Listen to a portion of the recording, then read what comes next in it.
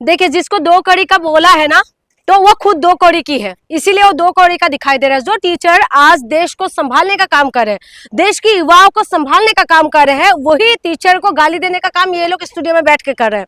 और दूसरी बात मैं आपको बता दूं कि जिस तरीके से टीचर मैदान में आ गए, जंग छिड़ चुके हैं पूरी तरीके से टीचर और अंजना ट्विटर पे आके अपना सफाई देने लग रहे हैं। लेकिन आप बताइए कि जिस टीचरों ने पढ़ाने का काम किया है, जिस टीचरों ने लोगों को जो है शिक्षित करने का काम किया है, वो टीचरों का मुकाबला कर पाएंगे? ये लोग IAS IPS का तैयारी करवाते हैं जो टीचर, उनका ये कह रहे कि 2 कौड़ी का है, ये कुछ भी नहीं जानते। इस तरीके की बोलना अंजना के लिए भारी पड़ गया। खान सर ने क्या बोला कि आओ हमें सिखाओ, हम क्लास लेने आ रहे हैं, कि जिसने 2000 की नोट के पीछे कैसे चिप लगाते हैं वो हमें सिखाओ तुम, तो कैसे चाटना है वो सिखाओ तुम हमें। तो यही सारी चीजें है कि इनको जो है, इनको किलर चढ़ते, ये लोग सवाल नहीं करते सत्ता से। इनका काम क्या है? आज अगर मीडिया अपने काम को करते तो शायद ही आप और हमें मैदान में उतरना पड़ता। अगर मीडिया अपनी पूरी तरीके से अपनी जो जिम्मेदारी को निभाते तो शायद टीचरों को ना बोलना पड़ता। लेकिन मीडिया अपने काम नहीं करे, सरकार से सवाल नहीं करे। आज टीचरों को जो ये लोग गाली देने का काम कर रहे हैं,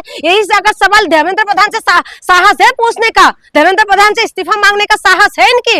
ये बोल सकते हैं मोदी जी को। पहले क्या करते थे, 2014 से पहले जो है ये तुरंत जब जवाब मांगते थे, प्राइम मिनिस्टर इस तरीके से बोल के तुरंत जवाब करते थे। अभी तो इनके पास साहस ही नहीं है। ये मोदी जी को तो छोड़ दीजिए, धर्मेंद्र प्रधान को छोड़ दीजिए, खुद जो है सीएम से सवाल नहीं कर सकते, अब विधायक से सवाल नहीं कर सकते, इनके अंदर गुदराई नहीं है। ने क्या गलत कह दिया? माफिया तो है। कौन माफिया है? कोचिंग वाले कौन माफिया? छात्रों को लूटते हैं।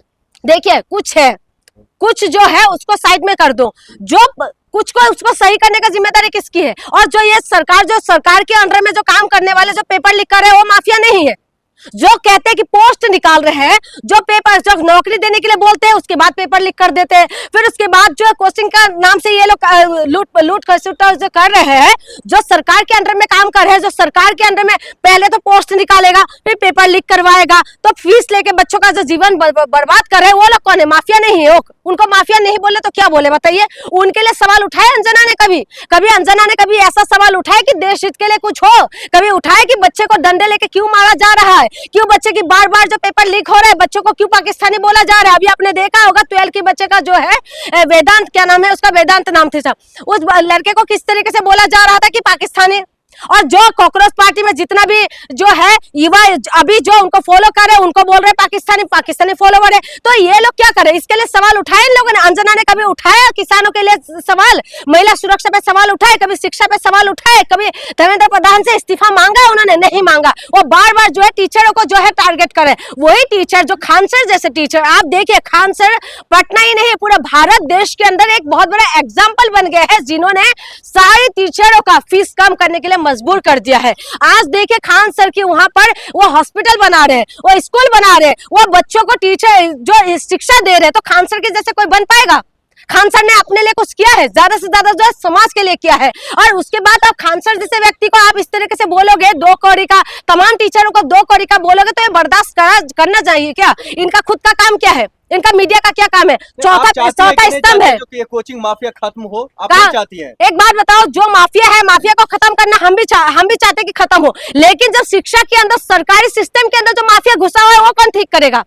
धर्मेंद्र प्रधान अभी तक जो है आप जो है इस्तीफा देने के लिए तैयार नहीं हो रहे। तमाम 22 लाख बच्चे जो है, जो नीट का बच्चे का पेपर लीक हुआ है, उनके जिंदगी दांव पे लग गया। उसके बाद देखिए अभी जो यूपी में पेपर लीक हुआ है, क्या नाम था उसका, SSC का जो पेपर लीक हुआ है, उसके बाद जो CBSE बोर्ड का बच्चों के साथ हुआ है, इस तरीके के जो स्कैम हो रहा है उसको कौन सही करेगा बताइए ना? ये छोटे छोटे बच्चे 17-18 साल के बच्चे के साथ, जिंदगी के साथ जो खिलवाड़ हो रहा है वो कौन सही करेगा? यानी कि जो सरकार में बैठ के जब तुम अपना काम नहीं करते तो इस्तीफा दे दो। जब कोचिंग माफिया बंद होगा उसके बाद ही सिस्टम सही होगा, यही बात तो कह रही है अंजना। अच्छा, इसमें गलत क्या वो कह रही है? अच्छा, ये सही बोल रहे हैं कि यूट्यूबर, तो तुम लोगों की जैसे यूट्यूबर भी जब खत्म हो जाएगा ना तभी सही होगा। ये तो यूट्यूबर के पीछे पड़े हुए ना। खत्म होना चाहिए, माफिया की बात नहीं है, माफिया खत्म होना चाहिए। खत्म कौन करेगा? बच्चों के कौन करेगा? बच्चों की फीस के नाम पे जो है सरकार लूटने का काम करे, बच्चों की फीस के नाम पे सरकार बच्चों की जिंदगी बर्बाद करने का काम करे। आप बताइए, प्राइवेट स्कूल एक तरीके से जो है माफिया का काम ही तो कर है।